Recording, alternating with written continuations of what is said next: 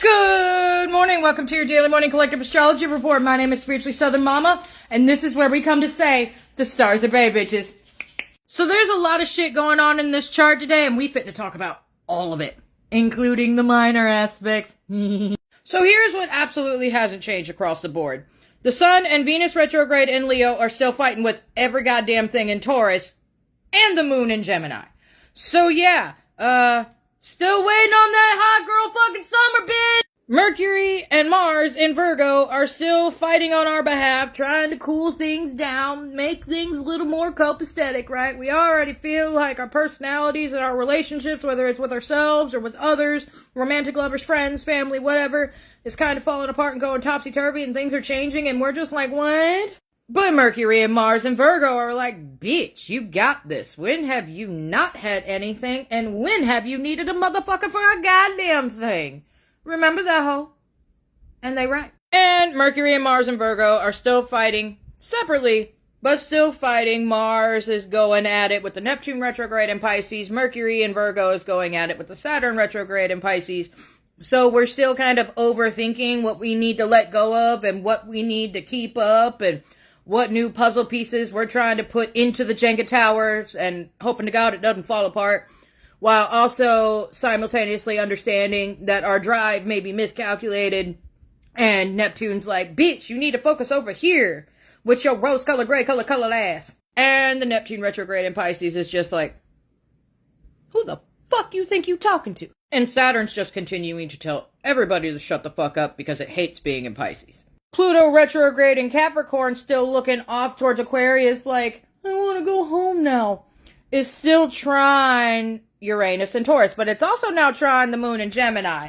So when it comes to our intuition, because the Moon in already intuited as Gemini, yeah, this is going back to the whole, Mercury and Mars thing in Virgo. Now the Moon is also in Gemini. So if your gut tells you they lying, or your gut tells you that something ain't quite right, or your gut tells you to do the shit, fucking listen to your gut. But remember, the Venus retrograde is also currently square the Moon in Gemini. So don't be acting fake with your relationships because you feel you need to. You need to honestly be genuine with what you're thinking. I know that's hard right now because you're wondering if they're trustworthy or not, because you're looking at them like they're hella shady.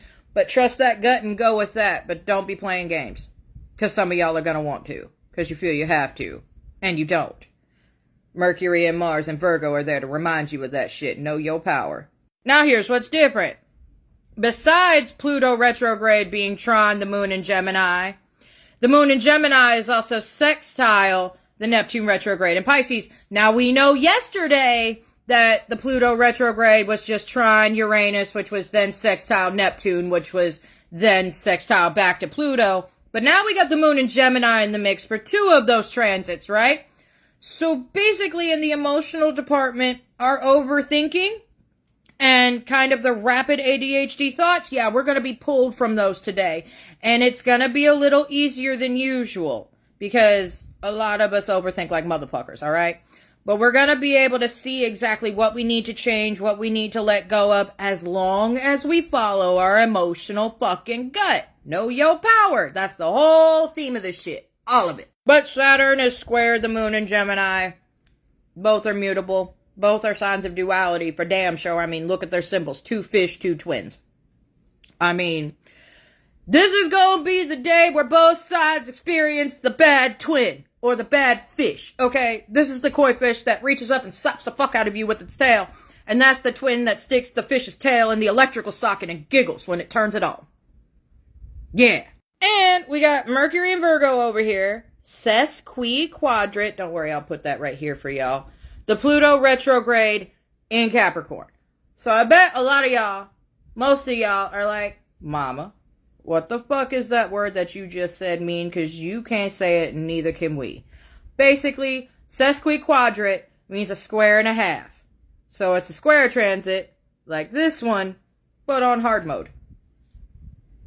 So we all know that when there's a square aspect happening, aka this little red line right here, it means two sides are fighting. Neither one want to see the other person's perspective. It's a really rough transit. You got to do a whole lot of work to make that shit work. A SESQUIQUADRATE is where the stars look at you and say, good luck getting that one to agree. A SESQUIQUADRATE is basically where two sides are really fighting. One gives more than the other one does, but it's usually the other one that has to give a little more in order for it to work, but they never fucking seem to. Ever. So basically, in layman's terms, what the fuck I just said was Mercury in Virgo is looking at the Pluto retrograde in Capricorn like you're old and outdated. You were born at the same time as God. Let the modern ones take over for a little bit. And Pluto in Capricorn is looking up at Virgo like, fuck you, Obi-Wan.